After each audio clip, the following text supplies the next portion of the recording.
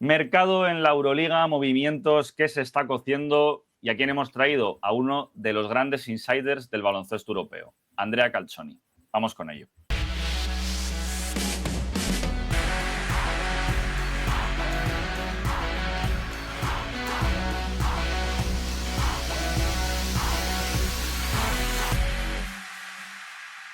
Bueno, amigos míos, ¿qué tal estáis? Andrea, how are you? Hi Jorge, hi Sergio, how are you? I hope you had a good Christmas holiday, and I'm fine, thank you. And thank you very much for the invitation, for your trust in the last months, for our relationships, and for deciding to have me in this video. It's such a pleasure for us to have you. Para el que no lo conozca, Andrea Calzoni es uno de los mejores insiders de la Euroliga, maneja una información tremenda, está haciendo un trabajo brutal y bueno, pues os recomiendo seguirle en sus redes sociales, en Twitter, que ahora se llama X, en Instagram y en sus redes sociales porque está haciendo un trabajo genial. Así que nada, bienvenuto, welcome to our channel, Andrea, and Thank I you, hope guys. we have a good time here. Sergio, I don't know if you want to start with the first question. Yes, bueno, en español, sorry Andrea, vamos a contar en qué va a consistir la charla, ¿vale? Primero nos va a contar Andrea, pues bueno, cómo trabaja un insider, porque a veces hay dudas de cómo trabajan los insiders, cómo consiguen la información. No hay gente que duda y dice que se lo inventan. No es así, no se lo inventan. Otra cosa es de dónde reciben la información. Entonces vamos a preguntarle por eso y luego hablaremos de mercado, de la Euroliga, de equipos, Panathinaikos, Fenerbahce, Real Madrid y un montón de cositas. So, Andrea, let's start. How do you work? How an insider of the EuroLeague works and how do you get the information? Okay. I started with my story, Sergio. I'm 22 and I started working as an insider in April 2023. Since I was a kid, I've always wanted to reach my dream of working in sports and in basketball, and I've been interested in basketball for as long as I can remember. For the past year, I've been collaborating with some Italian sports pages, like for example for content, video, live, and managing the platforms. And contrary to what I just mentioned, I have to admit that my interest in the transfer in the market, as you want to say that, in this world of trades. And the work of an insider developed relatively recently in the last years, and just a few months before I started writing about basketball on social media. For the past few weeks, maybe 2-3 months, I have been in contact with you, and I'd like to thank you again for your invitation. And in fact, many people, including you two, have asked me how I managed to break in this world, how I work and how I get information, like, for example, transfers, injuries, updates of a club. Well, we can say that I started, as I said before, in March, April 2023. And when I started, I didn't have any contacts. I didn't know anyone in this job who could give me a help. I would see news from the biggest name in this world, in this industry, and I simply report them, trying to reach as many users as possible and try to expand the circulation of these updates. Within a few months, things started going well, and I got in touch, like, for example, with a few journalists, some players, even people within the organization of our EuroLeague teams. You know how it goes. And then we get to the summer, and we know that in the summer there are a lot of breaking news every day, and it's impossible for an insider to covering all the news alone, because, like, for example, Basket News, Hoops has a lot of writers. Meanwhile, I work alone all day long without any help, and this is a choice that I made. Maybe in the future it can change. And as I told you, we arrived to the summer when a lot of breaking news arrived every day, and I focused on some transfer stories where I had contacts, as I told you before. And there are also some stories I followed less than the other. And essentially, I spent my summer with too many things, preparing for my university exams and working in this world of transfers and basketball news. This process often took up several hours a day, and in the summer maybe 8, 9, also 10 hours a day. So I'll have always an impossible headache. And in the summer, in fact, the workload is very higher. But in the last years, we can say that the news arrived every month, so you can't afford to stop. You always have to keep moving, looking for exclusive news, confirmations, calls, chats with your sources, with, for example, players, people in the organization of a team, agents of the players, people near a club. So there are different types of sources, and one of the most difficult thing in this world, in this job, is making the fans understand that the insider doesn't decide the negotiation. Because if a team is interested in a player, like, for example, Panathinaikos is interested in Mike James, but in the end, there is no done deal. It's not our fault if at the end there is no done deal. And many times fans, we can say that, get caught up in emotions, and this is something you have to take into consideration. But personally, we can say that. I can say that the best part of this world is the relationships you build with people. Like, for example, you two. I think we have a very good relation, and there are players I have a great relationships with. A lot of respect for some journalists. For example, my friend Matteo Andreani. In fact, during the summer we talk a lot, and we try to find the exclusive news. So we can say that is a professions that give you a lot, but is very difficult, and it also takes up a lot of hours every day. But I hope that in the coming years I can reach even higher levels. I can go to a new level of news and stay active in this world, because I really enjoy it, and I want that it is part of my present and of my future. I hope everything is okay, and you have understand the whole part of my words. Yeah, well, I hope people understand what you said.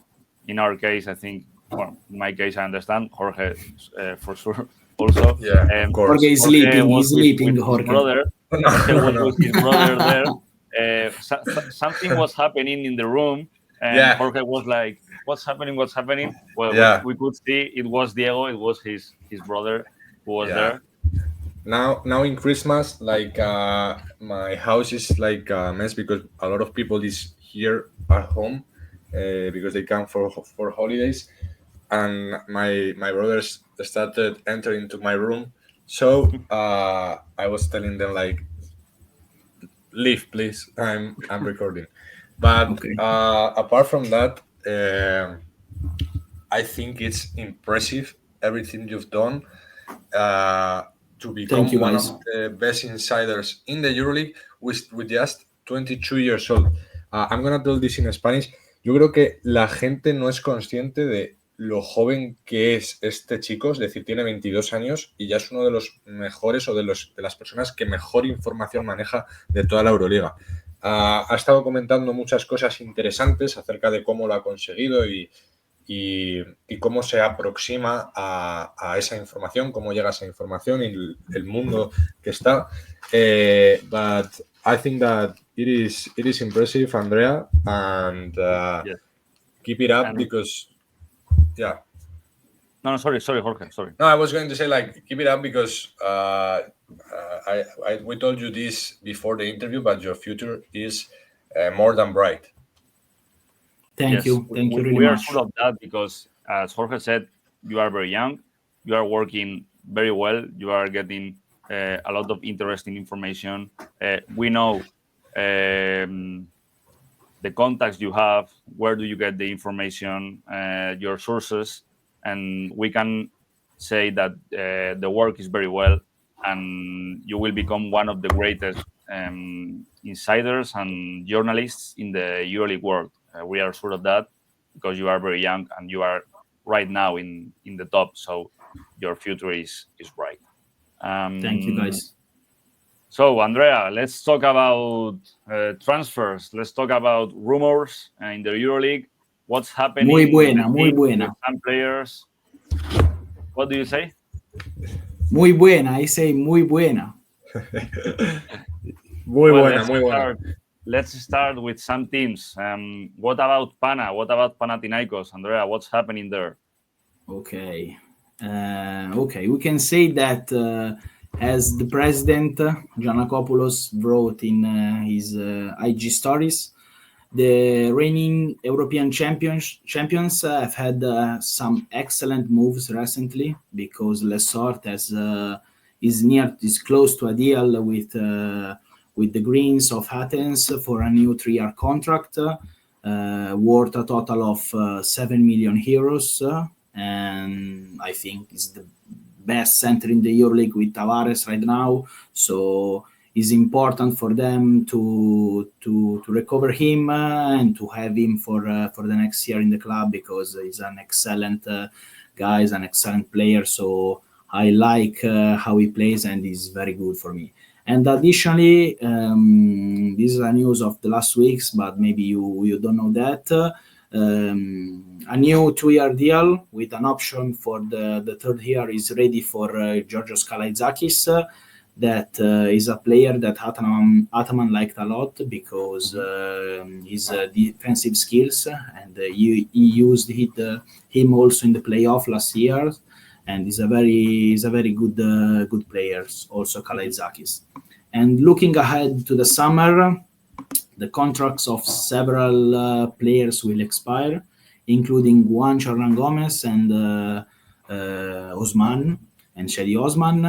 And Hernan-Gomez is having an outstanding season, while Osman is instead struggling a lot to find his place in the Greek squad. So let's see what will happen. But today we can say that Juancho could renew his contract if he wants, and also if Pana wants. And I saw Osman far from Panathinaikos, but we can say that it can change in a very quick period of time. But today it is like that. Okay. So do you see Juancho far from renewing with Pana? Well, my belief is that Juancho no, Osman yes. Osman. Okay. Osman yes, Juancho no, because he has a very good season and Ataman likes him. Yeah. Last year Juancho struggled a lot. Yeah. This year he's playing very well. But we know he's Spanish, so everything can happen. I hope to see him in Madrid next season. I want to see him here. It could be perfect for Real Madrid and Chus Mateo. Yeah. And for is the player. If I was in Real Madrid, I've seen a player like Juancho for this spot, because he shoot, he's an athlete, he's a very good person.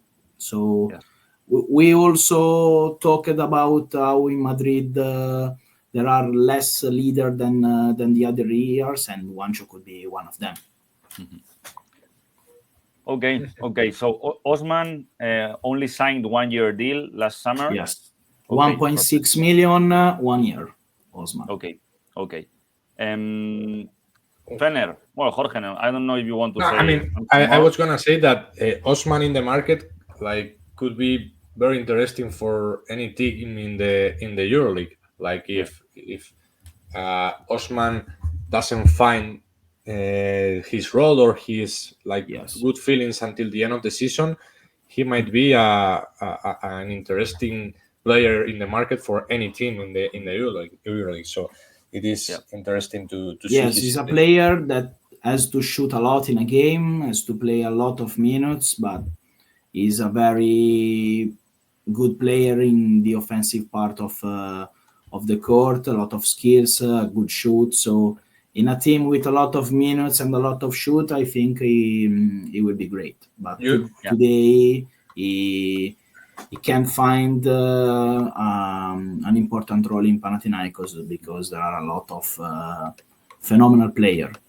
Yeah, maybe Efes is his place. You know, he was. It could be a good team for him. He was there. Efes hasn't a good power forward. Shooting forward. Sorry, a good shooting forward, and I think his fit there would be very nice, playing alongside Darius Thompson and Shane Larkin, you know, with a good center as Vincent Poirier.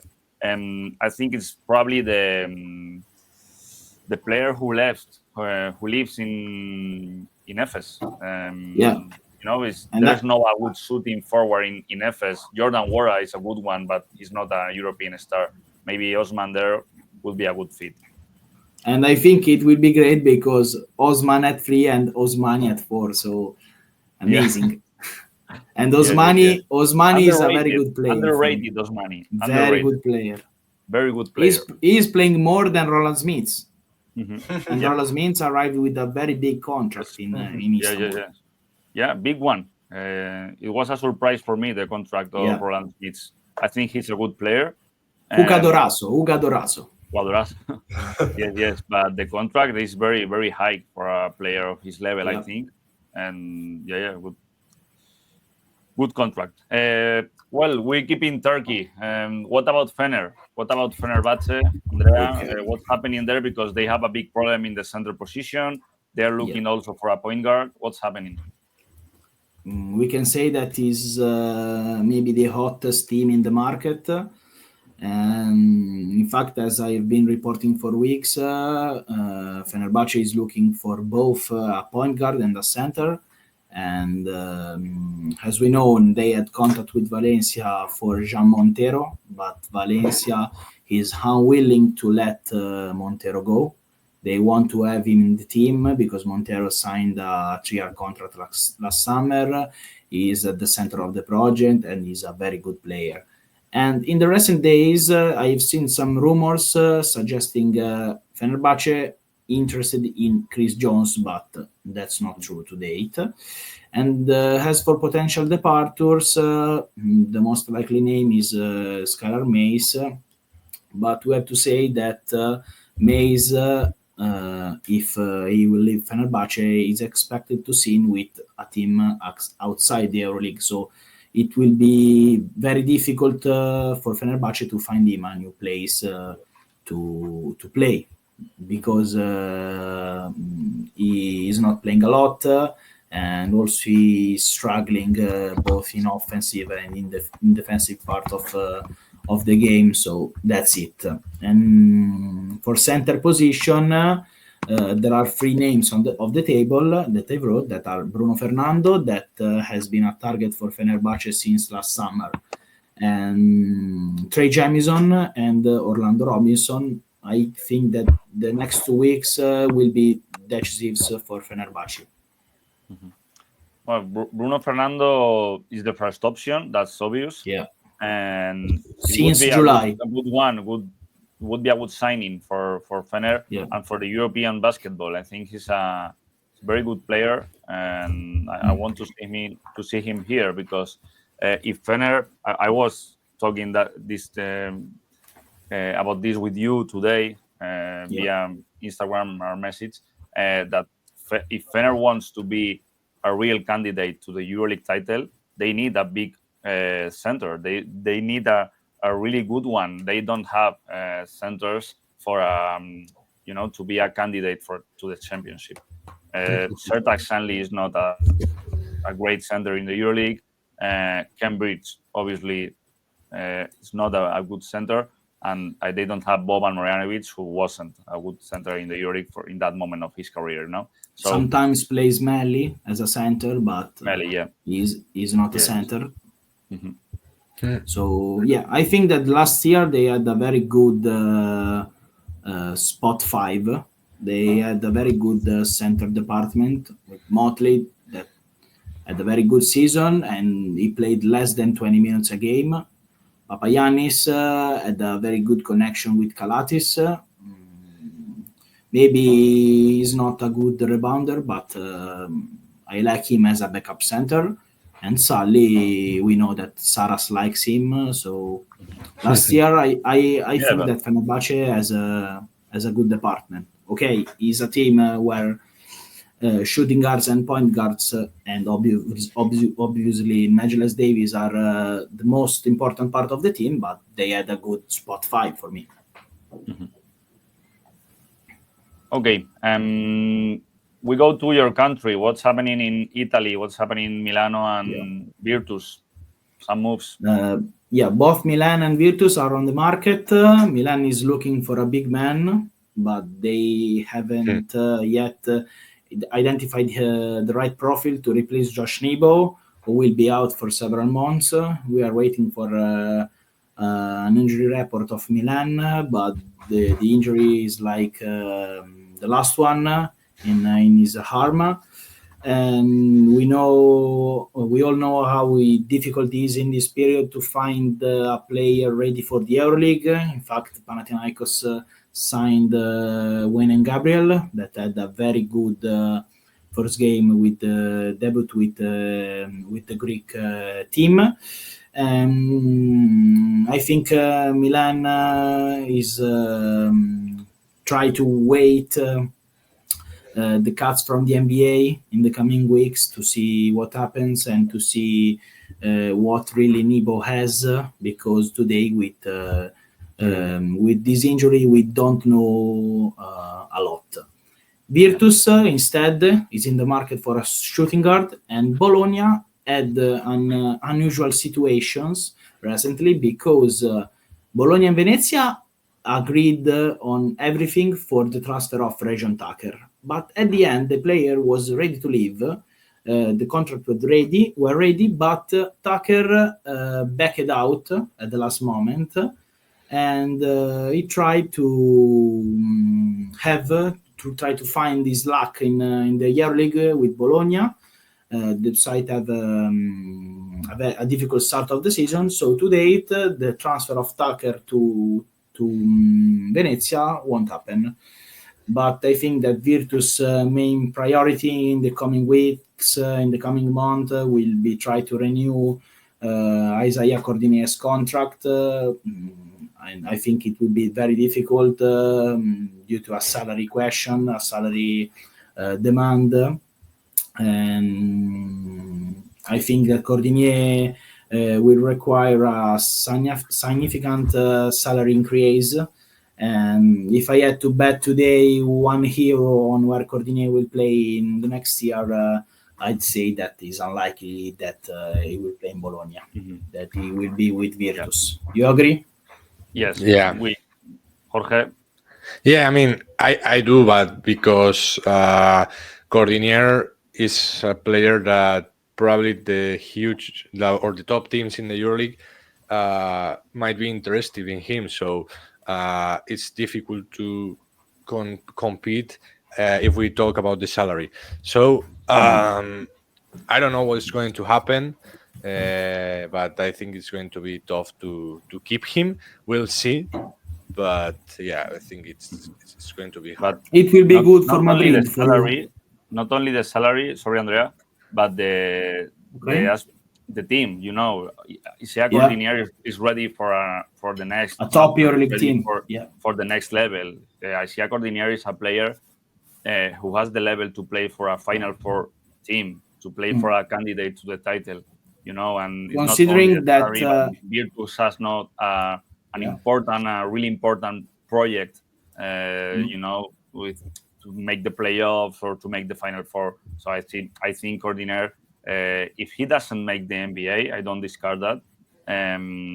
He will be signed with a powerhouse, an important powerhouse of the EuroLeague. You know, I see him in Turkey. You know, the teams who has money, Turkey and Greece, and why not Real Madrid or Barca? You know, so I see him playing in a really big club.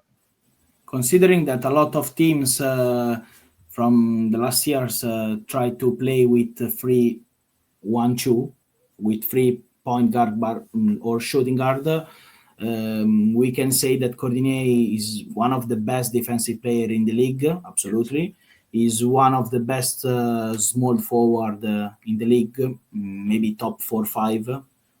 I don't know who is better than him. I agree. Shields, Musa can play as 3, and then I don't know who can play as 3. We have Shields. Musa can play as 3 for me. Yes, but I don't agree. Musa is one of the right now. You prefer Cordinier than Musa? Yes. Okay, I prefer Musa. Yes, I was. Well, for example, Musa. I think we can be like unfair with him. Musa is a really good player. Musa has a lot of quality. Musa is only 25, 24 years old. But his season in Madrid is really disappointing. Let's see at the end of the year. Bad. And he hasn't renewed his contract. His contract expiring. And I don't have clear that Real Madrid will renew his contract. I think it all will depends on how Musa ends the season. In Real Madrid, there's a lot of renewals who depends on how the player ends the season. For example, Fabián Coser. Fabián Coser, years ago, was out of Real Madrid.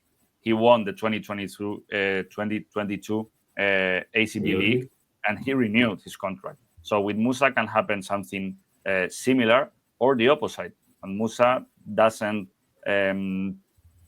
do a very good final of the season or end of the season, and Real Madrid doesn't renew his contract. In that case, I would love to see Cordinier in Madrid. But you know?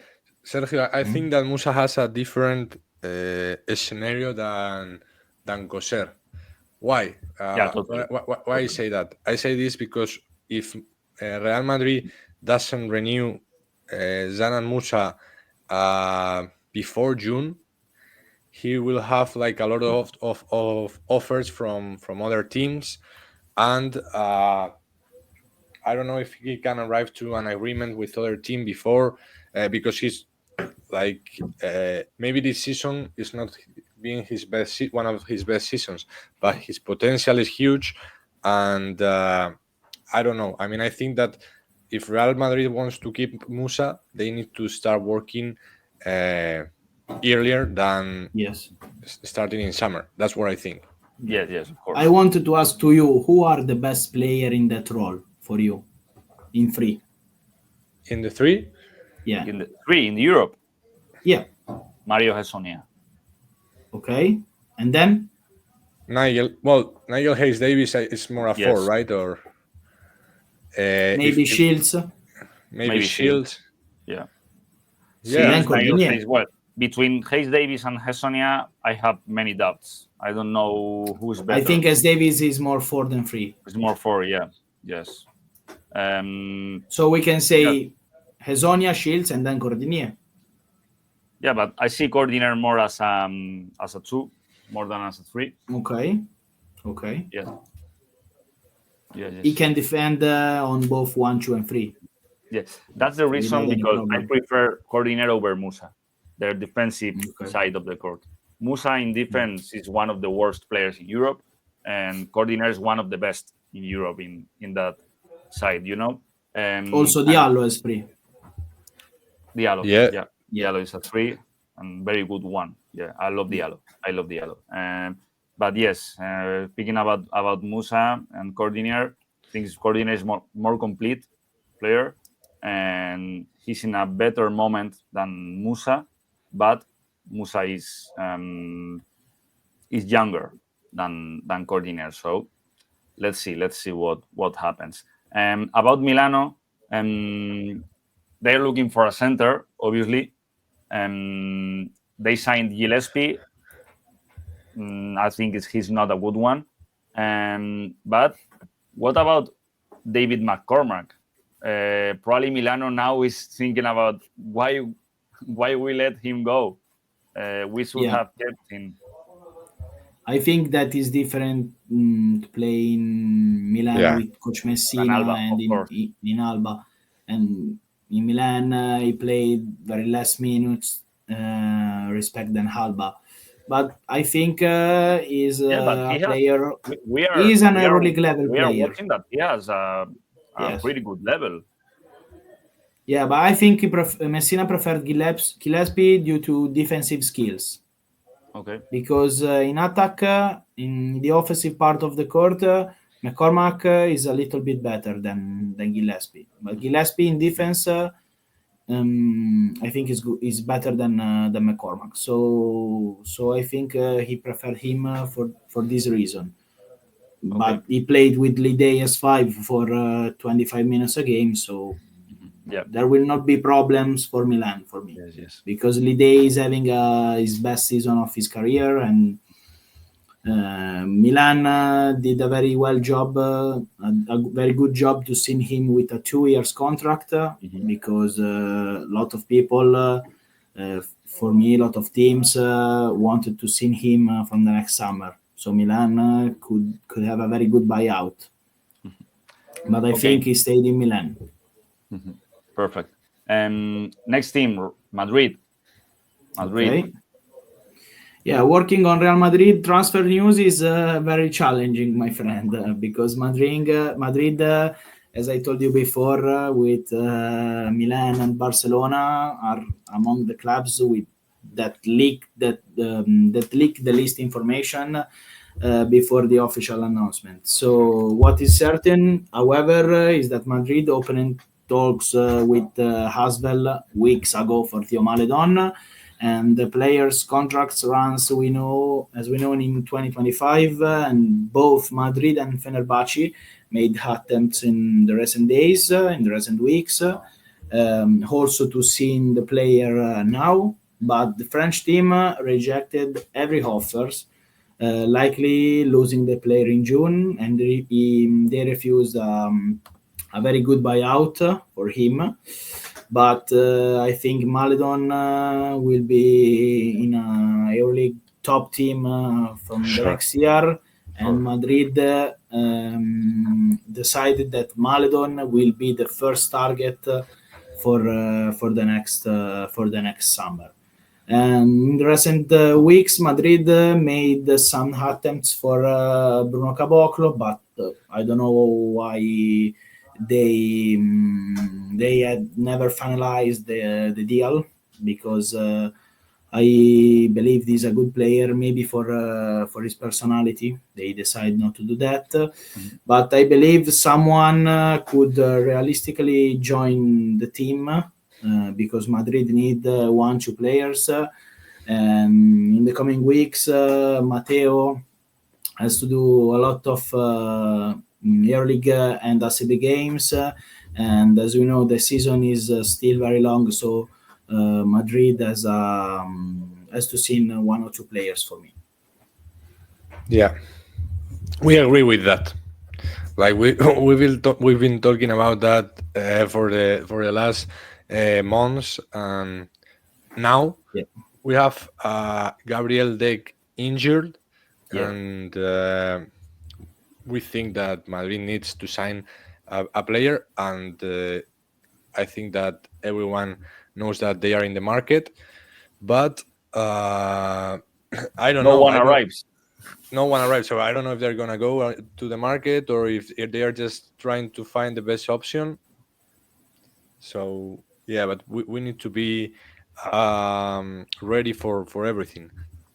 Yeah. Well, now with Deck injured, it's so He will be necessary out for a lot of weeks. to sign a player, because Absolutely. Deck is a key player in Madrid's system. Yeah. He's a key player for Chus Mateo. The smartest player in Madrid. Yes. Alongside with Facu, he's the smartest one. And yeah, Chus Mateo yesterday at the end of the game said that Gabriel Deck was a key player for the system, a key player for him.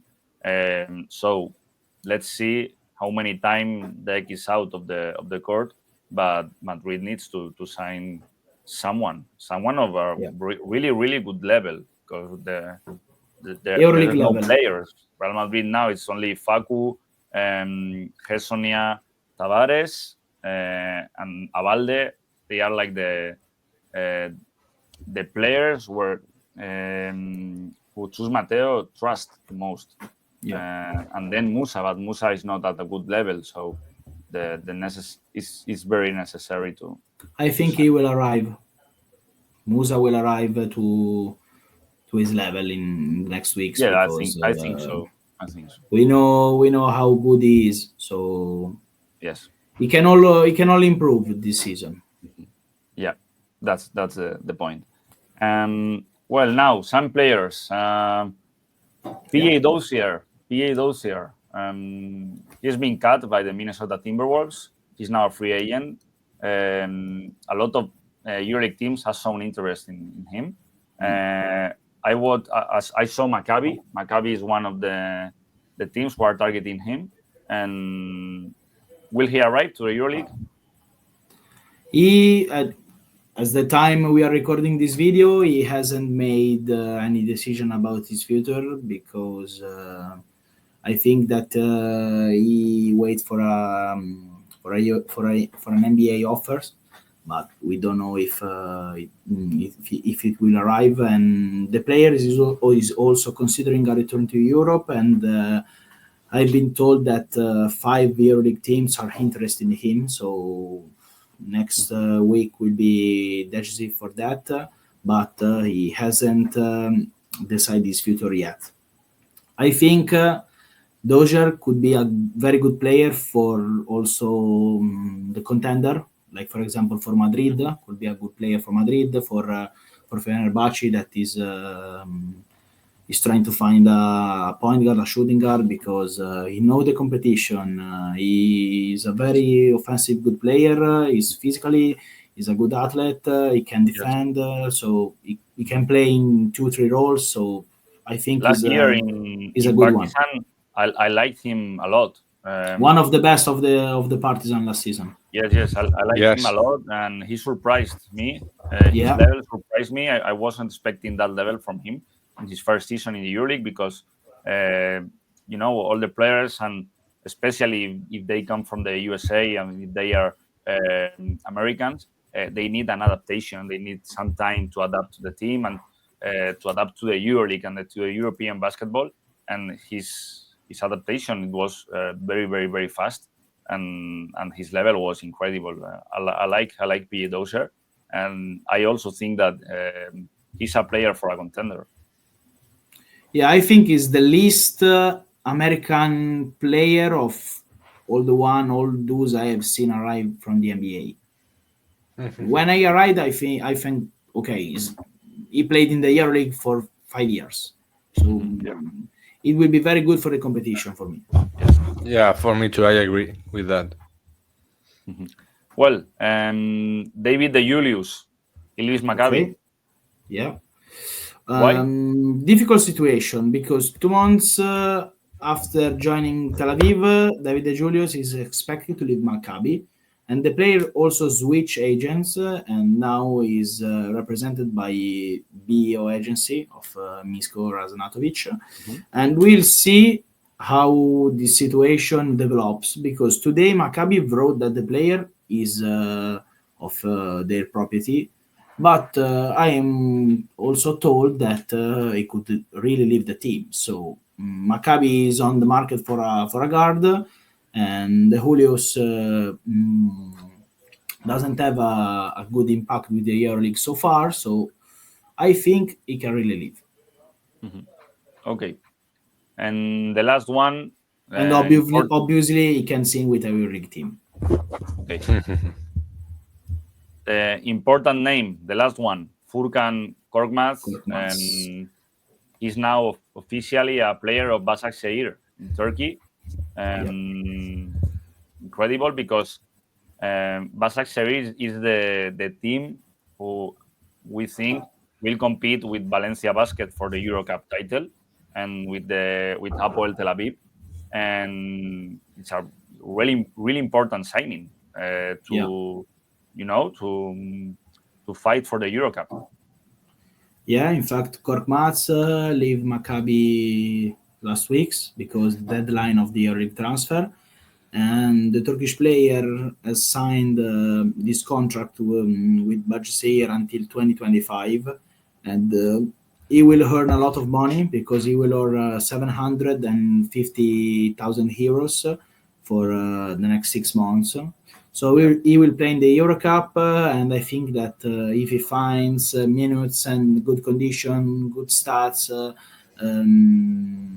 he could become a very good player in the next summer for the Turkish EuroLeague teams, because Efes and Fenerbahce will absolutely watch him because he's a national player. In Turkey, they play with 6 Turkish player per game. So if he will have a good part of this season with Bahcesehir, it could become a EuroLeague name for sure. Okay, so everything done? Yes. I mean, talking about this with Korkmaz, we all know that it's been like a little bit weird his fit in Monaco, because when he arrived to the EuroLeague, everyone was thinking that he could be a really good player, a top EuroLeague player, but he couldn't find his role, or we don't know why, but this is a thing that something happens. So we have to see if he now can adapt to his new role, and let's see if next year he comes back to the EuroLeague. Yes, sure. That's the point. Well, Andrea, thank you so much for being with us and for the conversation, talking about transfers, everything that is happening in the EuroLeague. And people should be attentive, or not. I don't know if it's attentive the correct word, but yeah, I understand. Jorge, correct me if it's the correct word. Nada, I mean, que la gente esté atenta, si es que lo puedes decir en español. Claro, ya ves. Que esté todo el mundo atento. Si hemos fallado en alguna pronunciación, palabra, todo en inglés, pues nada, 1000 disculpas. No somos súper expertos, pero nos podemos entender. Y nada, eso, que esté todo el mundo atento al mercado EuroLiga, porque vienen semanas muy interesantes, sobre todo con Fenerbahce, yo creo que siendo un actor muy principal en el mercado. El Real Madrid debería serlo, pero la realidad es que de momento no lo es. Pero sobre todo eso, en Fenerbahce, todo el mundo muy atento, porque habrá movimientos. También el nombre, sobre todo, de PJ Dozier, que es un nombre súper interesante. A ver si viene a la EuroLiga. Andrea, thank you. Thank you guys very much. I hope everything is understood, and with the hope that in 2025 we will achieve our goals. I tell you, mucha suerte y un abrazo. Thank you so much. Grazie mille. Thank you for coming. Thank you for your time. I appreciate it. Hope to see you again. Hope to meet you in person. Hope you come to Madrid soon. And we are also planning a trip to Italy, to Milano. So probably we'll have the opportunity to get to know each other. And yes, grazie mille per venire. Arrivederci, no? Ciao. Ciao. Ciao, ciao, ciao.